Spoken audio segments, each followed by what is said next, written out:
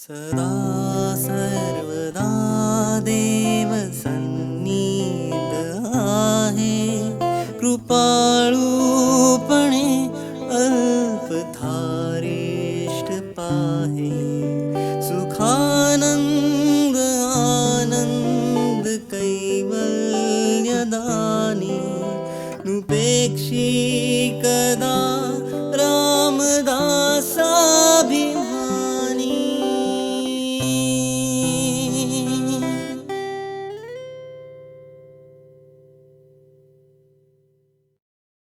जय जय रघुवीर समर्थ. तुम्हा सगळ्यांना नमस्कार. तुमच्या गुरूंना नमस्कार. तुमच्या आई वडिलांना नमस्कार. समर्थांच्या कृपेने समर्थांनी सांगितलेलं वाङ्मय आपण बघतोय. खूप अगाध लिहून ठेवलाय. आपल्या छोट्याशा बुद्धीला जेवढं काही समजत आहे ते आपण चिमणीसारखं टिपायचा प्रयत्न करतोय. समर्थांच्या या ओव्या ज्या आहेत त्या मुमुक्षूपासून सिद्धापर्यंत प्रत्येकाला कामी येणार आहेत. त्याच्यातून वेगवेगळा अर्थ समजतो. आपापल्या पात्रतेने आपण तो प्रसाद ग्रहण करतो. 9वी भक्तीतली 4थी भक्ती आपण पाहतोय, पादसेवन भक्ती. समर्थ म्हणतात, प्रगट वसोनी नसे, गप्प असोनी भासे, भासा अभासाहून अनारिसे, गुरुगम्य मार्ग. प्रगट आहे, या दुनियेत आहे, पण आपल्याला समजत नाही. गुप्त आहे, पण तरीही भासतो. असं जे काही आहे ते गुरुच्या संगतीत आपल्याला समजतं किंवा गुरु समजवून देतो. जो ज्या मार्गाने गेलेला असतो त्या मार्गाला कसं जावं, त्या मार्गावरनं आणि त्या उंचीपर्यंत कसं पोचावं हे त्या पथिकालाच माहित असतं. गुरु पूर्ण पोचलेला असतो, त्या मार्गावरनं वाटचाल केलेली असते, म्हणून तो आपल्याला त्या मार्गाचे खास कळगे सांगून, ठिकाण सांगून पुढे नेत असतो. आता अशी कोणती वस्तू आहे की प्रगट आहे पण ती दिसत नाही, किंवा गुप्त आहे तरी ती जाणवते? त्याचं वर्णन तुकडोजी महाराज करतात. बाहर भीतर गर एक है, बाहर भीतर गर एक है, तो आंख मीच के क्या किया. तर बाहेरही तेच आहे, आतही तेच आहे, मग डोळे बंद करून काय केलं? जो कुछ किया सोना किया, अपना फरक बदला दिया. आपण झोपतोच ना, जे बाहेर आहे तेच आत आहे, तर आपण डोळे बंद करून झोपतोच. जब ज्ञान की नैना खुले, बाहर भीतर जाना भुले. ते म्हणतात जर आपल्याला ज्ञान झालं, आत काय आहे, जे बाहेर आहे तेच आत आहे, याचं जर आपल्याला ज्ञान झालं, ज्ञान नेत्रांनी आपण पाहिलं, तर आपल्याला सगळं स्पष्ट दिसतं. अंदर बाहर सब एक है, इस भेद के पडते खुले. आत जे आहे तेच बाहेर आहे आणि बाहेर आहे तेच जर माझ्या आत आहे, तर मला आतही पाहायची गरज नाही आणि बाहेरही पाहायची गरज नाही. मला ती वस्तू समजलेली आहे. काय जी बाहेर आहे तीच माझ्या आत आहे, ही गोष्ट समजलेली आहे. मग बाहेर काय आहे? चैतन्य ही चैतन्य, चैतन्य ही सर्वथा, चैतन्य बिन कोऊ नाही. सगळीकडे चैतन्य भरलेला आहे. यह विश्व सब चैतन्य मन, माया विद्या यो सही, दिखता सभी चैतन्य है, देखे सभी चैतन्य है, ये तत्व पांचों भी वही, त्रिगुण भी ना अन्य है. सगळीकडे चैतन्य भरलेलं आहे. 5 तत्वाचं शरीर आहे, 5 तत्व बाहेर आहे, 5 तत्व आत आहे, त्रिगुण पण आहे. हे जे परम तत्व आहे, ब्रह्म तत्व आहे, ज्याचं वर्णन चैतन्य म्हणून केलेलं आहे, ते आपल्याला गुरुच्या सान्निध्यात कळतं. गुरुने शिकवल्यावर कळतं, समजवल्यावर कळतं. बघा, आपण लहानपणी 1 कसा लिहायचा, 2 कसे लिहायचे हे आपल्याला माहीतच नव्हतं. पण 1 2 लिहिता लिहिता लिहिता आपल्याला इतकी सवय झाली की आता आपण हजारोच्या बेरजा करू शकतो, वजाबाक्या करू शकतो. हे आपल्याला गुरुनी दिलेलं ज्ञान आहे. या ज्ञानाचा उपयोग आपण आपल्या जीवनात करतो. तसंच हे आध्यात्मिक ज्ञान जेव्हा आपण गुरुच्या पायाशी बसून घेतो तेव्हा ते आपल्याला लवकर समजतं, लवकर उमजतं, आपल्या पचनी पडतं. माहित तर असतं, आता आपल्याला हे माहित आहे की हे शरीर म्हणजे मी नाही, पण अजूनही आपण आपल्या नावानी जर हाक मारली तर आपण ओ देतो. अनघा कोण आहे म्हटलं तर ही आहे म्हणतो. माझ्या शरीराचं नाव अनघा आहे, माझं नाव नाहीये. हे ज्ञान आपल्याला गुरु देतो. मग या भक्तीमध्ये काय आहे, काय असायला पाहिजे? तर भगवंताप्रती निस्सीम प्रेम पाहिजे. खूप सोपी भक्ती नाही आहे. जेव्हा तुम्ही भगवंतावर किंवा आपल्या गुरुवर पूर्ण श्रद्धा ठेवतो, पूर्ण श्रद्धा, श्रद्धेत थोडस जरी कमी झालं तर तुम्हाला ती वस्तू समजत नाही किंवा अडथळे येतात किंवा समजायला वेळ लागतो. पूर्ण श्रद्धा पाहिजे. त्याचप्रमाणे गुरुच्या सेवेत राहिलं पाहिजे. चरणाची सेवा, चरणाची सेवा म्हणजे गुरुच्या सान्निध्यात. कधी गुरु आपल्याला समजवेल, कधी शिकवेल, त्याची मर्जी असेल तेव्हा. जेव्हा त्याला आपल्यातला विकास दिसायला लागेल, आणि हा विकास केव्हा दिसेल? जेव्हा आपण त्याच्या संपर्कात राहू. आपण गुरुच्या आजूबाजूला राहिलो तर आपण कसं आपल्या कळीचं रूपांतर फुलात होतो आहे हे गुरुला प्रत्येक वेळेला समजतं. त्याचं पूर्ण लक्ष आपल्यावर असतं घारीसारखं. आणि ती एक वेळ येते की नाही, आता याला पूर्ण ज्ञान दिलं पाहिजे, तेव्हा गुरु कृपा होते. आपण गुरुकडनं मंत्र घेतो, पण ती दीक्षा असते, कृपा नसते. ते रस्त्याला सुरुवात असते, इथून रस्ता सुरू होतो, मंत्र दीक्षा. पण कृपा कधी होते?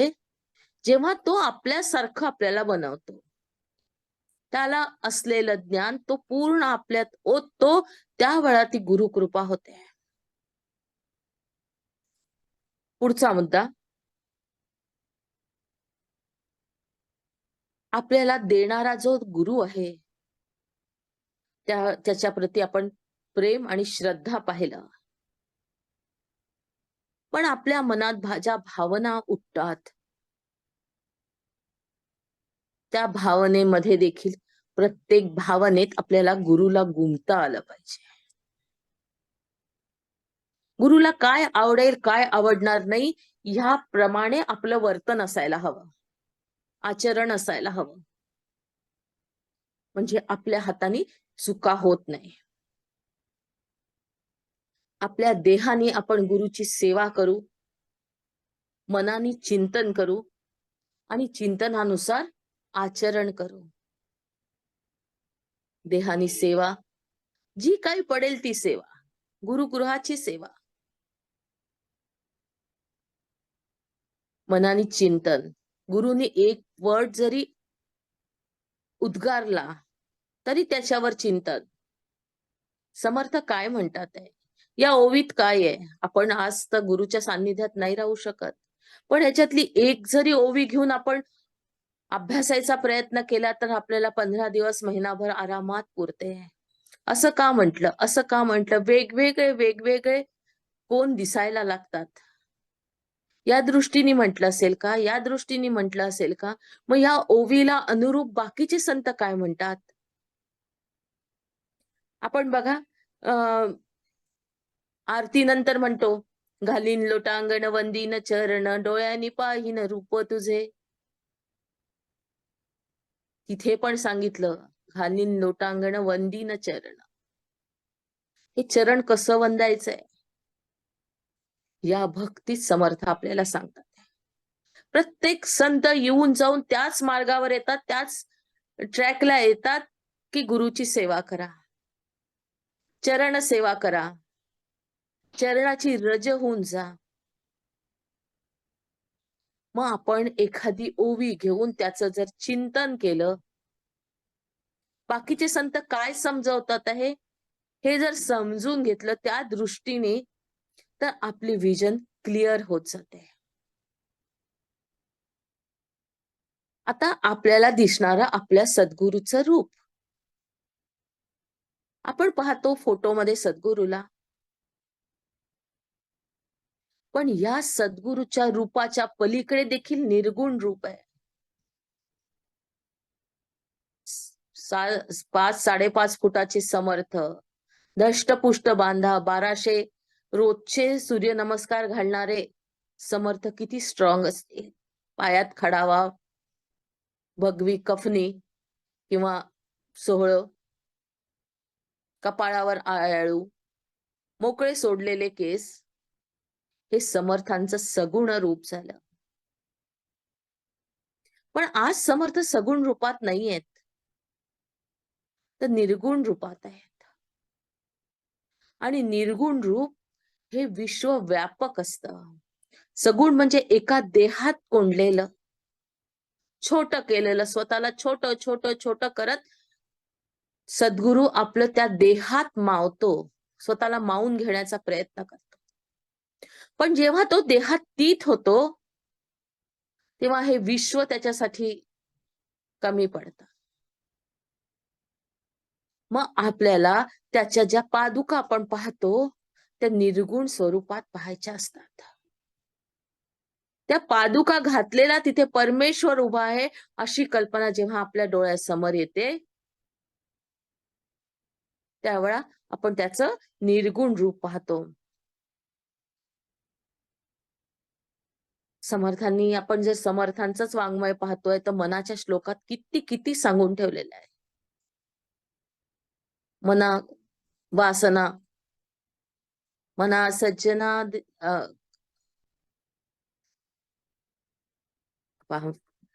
ब्लँक झाली. मना कल्पना ते नको विषयांची, विकारे घडे हो जनी सर्वचीची. मना वासना दुष्ट कामा नये रे. प्रत्येक ठिकाणी त्यांनी आपल्याला मार्गदर्शन केलं, प्रत्येक ठिकाणी. मग जर त्यांनी आपल्याला त्यांच्या शब्दात मार्गदर्शन केलं, तर हा शब्द आपल्यासाठी ब्रह्मवाक्य व्हायला पाहिजे. शीख धर्मात म्हणतात, गुरु है बानी, बानी है गुरु.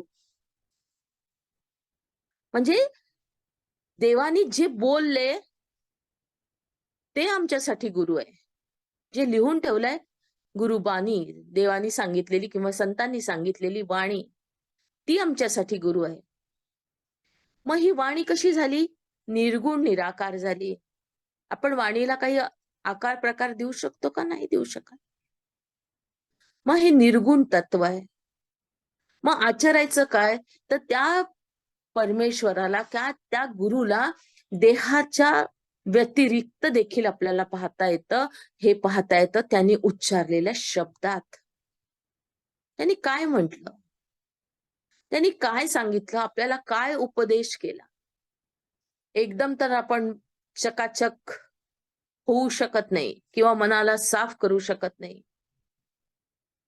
ते दाखवतात ना, सर्फची ऍड, पाण्यात टाकल्याबरोबर स्वच्छ, मला असं वाटतं टाईडची आहे, एकदम प्रकाश. तसं आपल्याला मनाला करता येत नाही. किती बरं झालं असतं असं मनाला करता आलं असतं तर.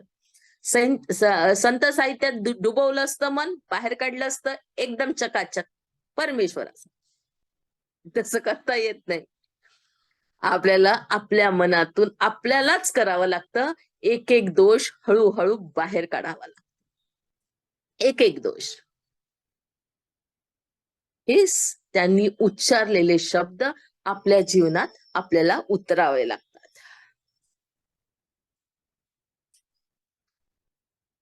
आपल्याला त्या शब्दावर विश्वास ठेवावा लागतो. सद्गुरु सद्वस्तू दाखवतात. त्यांनी सांगितलं की आत्मा आहे. आपण म्हणू कुठे आहे, दाखवा. आपल्याला कसा दाखवणार? आपल्याला त्यांनी सांगितलेल्या गोष्टीवर विश्वास ठेवून आपल्याला बघण्याचा प्रयत्न करावा लागतो. आपण जर विचारलं की वारा कुठे आहे, कोण आपल्याला वारा दाखवू शकतो? पण तोच पंखा लावला तर आपल्या शरीराला फील होऊ शकतं. आपल्या शरीराला आपण जाणवू शकतं की काहीतरी आपल्या शरीराला स्पर्श करून जातोय, आपल्याला थंडावा देतोय. मग ह्या ओवीत काय सांगितलंय? प्रगट वासोनी नसे, वारा प्रगट नाहीये पण तरी जाणवतो. आणि हे आपल्याला आपल्या पूर्वजांनी सांगितलं की याला वारा म्हणायचा. आपण त्या गोष्टीवर पूर्ण विश्वास ठेवलाय की जे आपल्या शरीराला जाणवतो, आपल्या शरीराच्या आत घेतो, आपण बाहेर सोडतो, त्याला श्वास म्हणतात. हे आपल्या लोकांनी दिलेलं नाव आहे. तसंच सद्गुरूंनी सांगितलेली गोष्ट आपण विश्वास ठेवून केली, पूर्ण विश्वासाने केली, तर ती आपल्याला भासू शकते.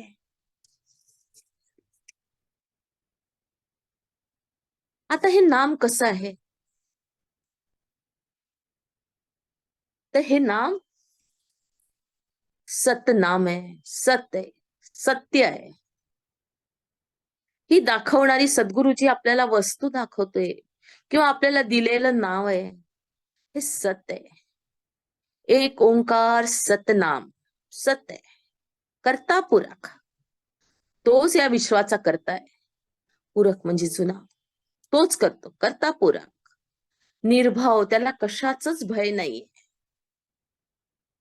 निर्वैर, त्याचं कोणाशीच वैर नाहीये. निर्भव, निर्वैर, अकाल पुरख, अजनी सैभाम गुर प्रसाद. युगायुगापासून तोच आहे. आणि ही गोष्ट आपल्याला कशाने समजेल? तर गुरुच्या प्रसादाने समजेल.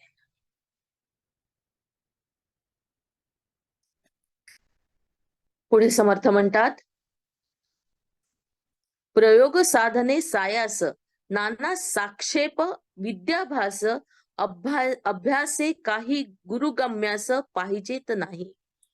जे अभ्यासे अभ्यासिता नये, जे साधने असाध्य होय, ते हे गुरुवीण काय समजो जाणे.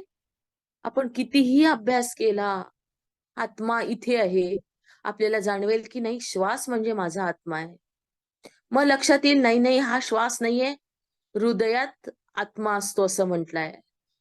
मग ज्या वेळा आपलं ऑपरेशन होतं, काही वेळासाठी हृदय बाहेर काढून ठेवलं जातं, त्याच्यावर त्याला कापल्या जातं, त्याच्यातल्या ब्लॉकेजेस काढल्या जातात, मग आपण तरीही मरत नाही. मग आत्मा तिथे नाहीये. हार्ट मध्ये नाही, मग लंग्स मध्ये असेल, कारण आपण श्वास घेतो आणि लंग्स मध्ये भरतो. मग इथे असेल का? मग तिथे असेल का? आपल्याला आत्मा कुठे आहे हे निश्चित स्थान सांगताच येत नाही. जोपर्यंत आपला गुरु आपल्याला तो दाखवत नाही. काय म्हणतात समर्थ? ते हे सद्गुरु विण काय उमजो जाणे. सद्गुरु जोपर्यंत आपल्याला शिकवतच नाही, समजवतच नाही, त्याच्या मुळापर्यंत घेऊन जातच नाही, ते आपल्याला समजू शकत नाही. या कारणे ज्ञानमार्ग कळाया धरावा सत्संग, सत्संगे वीण प्रसंग बोलोची नाही. सत्संगाची महिमा सांगितली आहे समर्थांनी.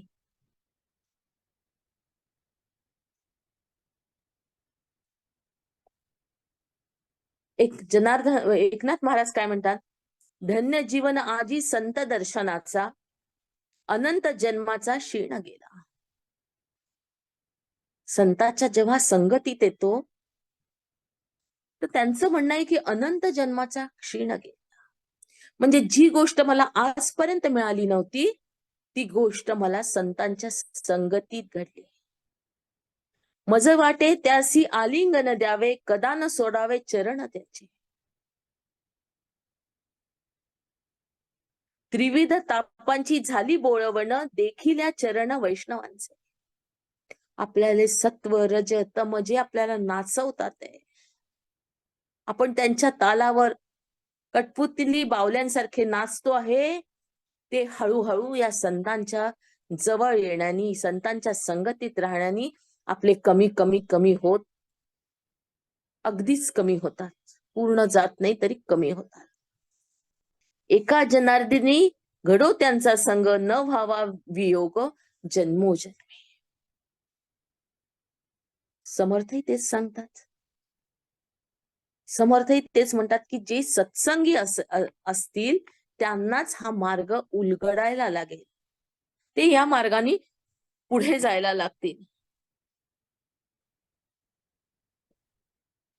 तुकडोजी महाराज काय म्हणतात, मेरा पुरा विश्वास ही मेरे लिए पथ पूर्ण है. माझ्या गुरुवरचा विश्वास पूर्ण आहे. मेरा पूरा विश्वास ही मेरे लिए पथ पूर्ण है, मुक्काम है गुरु की दया, बस आखरी संपूर्ण है. माझ्या ह्याच्यात एकच आहे, ती म्हणजे गुरुची सेवा, गुरुनी दाखवलेला मार्ग. पढ़ता नहीं मी ग्रंथ को, मी ग्रंथ वाचत नाही. मंदिर को देखू कहीं, रटता हूं गुरु की शब्दवाणी, एक पल जाता नहीं. मी ना मंदिरात जात, ना ग्रंथाला वाचत. बघा अनेक संत हे अशिक्षित होते, ज्यांना लिहिता वाचता येत नव्हतं, त्यांचे अभंग लोकांनी लिहून घेतले. पोथ्या वाचून सद्गुरू होता येत नाही, संत होता येत नाही. तर संत कधी होतो, तर संतांच्या सहवासात राहिल्याने होतं. संताला परिसाची उपमा दिली जाते. परीस लोखंडाला सोनं करत, पण संत काय करतं, संत त्याहून महान आहे. ते सोनच नाही करत, स्वतःसारखं बनवतो. समर्थ म्हणतात, या कारणे ज्ञान मार्ग कळाया धराया सत्संग, सत्संगे वीण प्रसंग बोलोचिने. सत्संग करत जावा, काही जे ऐकायला मिळेल ते ऐकावं. कुठून ना कुठून आपल्याला आपल्या याची दिशा मिळून जाते. छोटासा जरी बोलणारा असेल तरी आपण त्याच्या सहवासात बोललो, त्याचं ज्ञान, त्याचा अनुभव आपल्याला आपल्या रस्त्यावर चालताना कामी येत. ही सत्संगाची महिमा समर्थांनी सांगून ठेवली.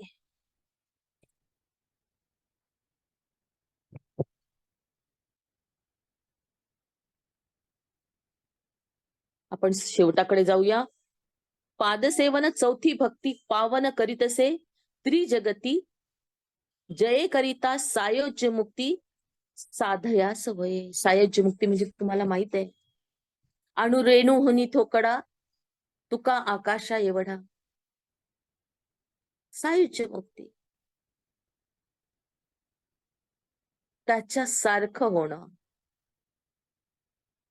त्याच्या संपूर्ण मिळून जाणं, दुसरं नाही. म्हणून थोराहुनी थोर, चौथे भक्तीचा निर्धार, पैल जये करिता पैल पार, बहुत प्राणी पावतीस. समर्थ आपल्याला पूर्ण विश्वास देतात आहे की अनेक जण या भक्तीनी तरून गेलेले आहेत. या भक्तीवरनं जर आपण गेलो, या भक्ती मार्गाने आपण गेलो तर आपल्यालाही मार्ग सुलभ होऊ शकतो. मध्ये मध्ये आपल्याला संतांची साथ मिळत जाते.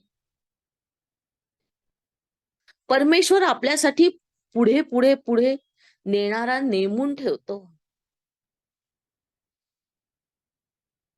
याचं शेवटचं काय होतं? तुकडोजी महाराज म्हणतात, मुझको गुरु ने कर दिया ईश्वर, मुझको गुरु ने कह दिया ईश्वर और तुम में भेद क्या। मुझको गुरु ने कह दिया ईश्वर और तुम में भेद क्या, दोनों इसी के रूप हो, मिलके बने गुरु की दया। मी आणि ईश्वर एक आहे हे मला गुरुनी समजावून सांगितलं. आज आपल्याला सांगितलं, तू आणि ईश्वर दुसरं कोणी नाहीये. आपण विश्वास ठेवू का? आपण म्हणू नाही नाही, ईश्वर कुठे, मी कुठे. त्याच्यासाठी पूर्ण विश्वास लागतो गुरुच्या शब्दाला. आपल्या जीवनात त्याच्याशिवाय दुसरं काहीच नाही. ही जेव्हा स्थिती येते त्यावेळा या मार्गावर आपल्याला चालता येतं. बल्कि गुरु और शिष्य का भी स्थान समझो एक है. ते म्हणतात गुरु आणि शिष्य देखील वेगळे नाहीयेत. गुरु आणि शिष्य देखील एकच आहे. यह जीव ईश्वर ब्रह्म भी नहीं भिन्न से निशंक है. हा जीव, ईश्वर, गुरु सगळे सगळे एक आहे. ही स्थिती शेवटची आहे. दुसरं काही राहतच नाही. म्हणून एकनाथ महाराज गाढवाला पाणी पाजतात. म्हणूनच नामदेव महाराज तुपाची वाटी घेऊन कुत्र्याच्या मागे धावतात. कारण तो जीव आणि मी पण एक आहे. जर ईश्वर आणि मी एक असेल तर त्याच्यातही ईश्वर आहे ही दृष्टी आपल्याला प्राप्त होते. ही चौथी भक्ती आज आपण संपवली. आपण उद्यापासून 5व्या भक्तीला सुरुवात करूया. आता आपण ध्यानाकडे वळूया.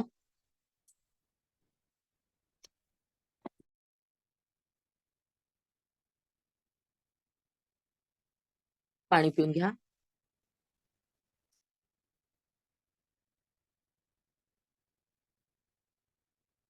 पूर्ण लक्ष श्वासावर.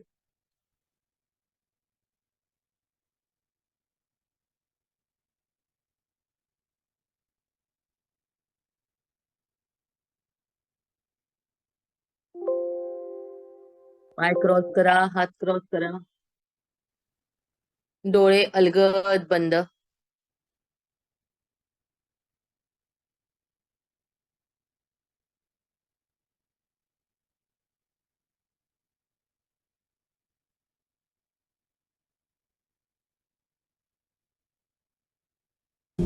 श्वासावर या.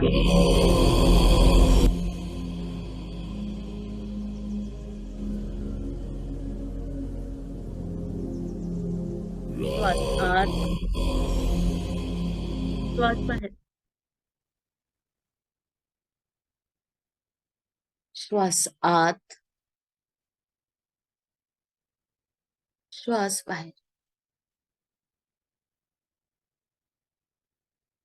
श्वास आत घ्या, श्वास बाहेर सोडा. आता श्वासावर स्वार व्हायचंय. राम नामाचा मोती घ्यायचाय आणि काल जिथपर्यंत आपण भरलाय त्याच्या पुढे भरायचा प्रयत्न करायचा आहे. हळूहळू एक पाय, दुसरा पाय, दोन्ही हात आणि आपलं अख्खं शरीर कंठापर्यंत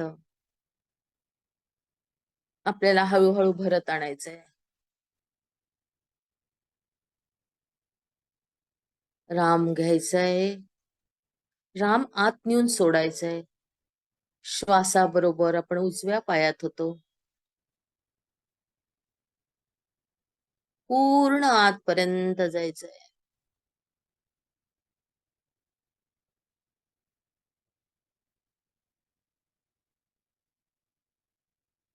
पूर्ण आतपर्यंत पोचायचंय.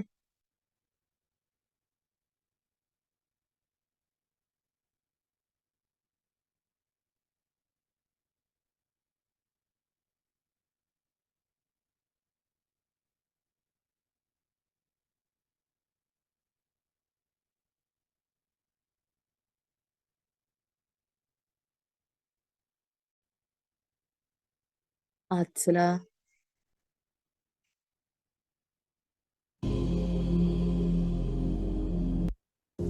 पूर्णपणे.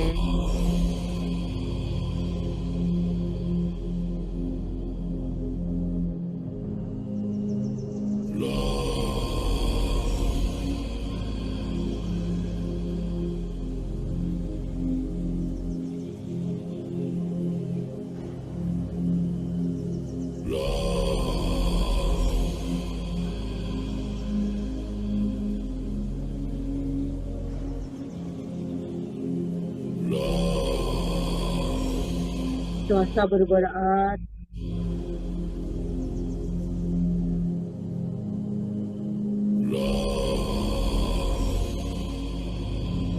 पुन्हा बाहेर यायचंय. रामनाम घ्यायचंय आणि पुन्हा नेऊन ठेवायचंय.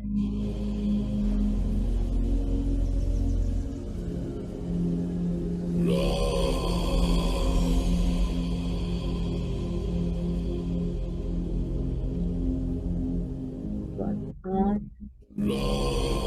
राम आत.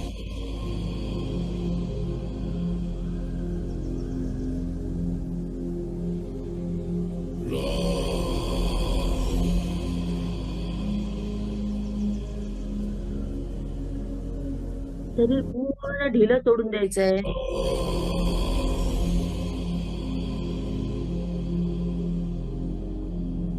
श्वासाबरोबर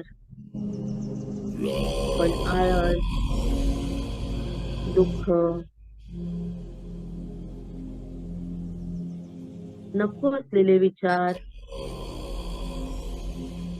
सगळं सगळं बाहेर सोडतोय.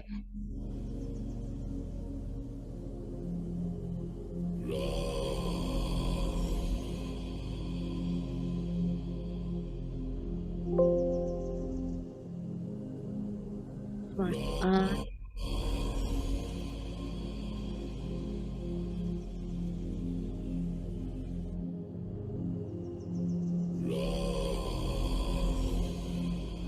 राम.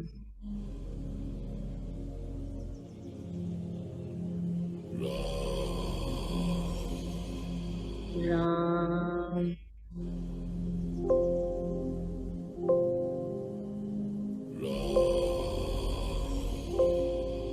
राम. राम.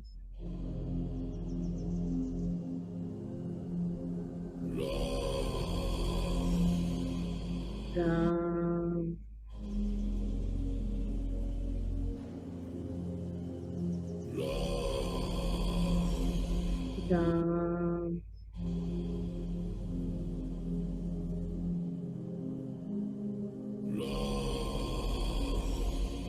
राम. राम.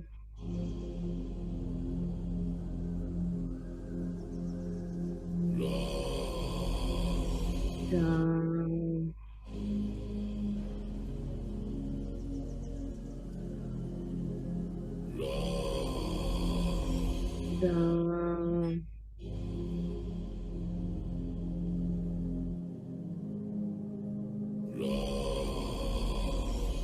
राम.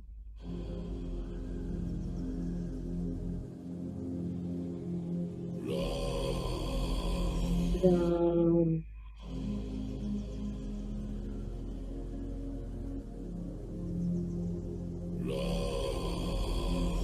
राम.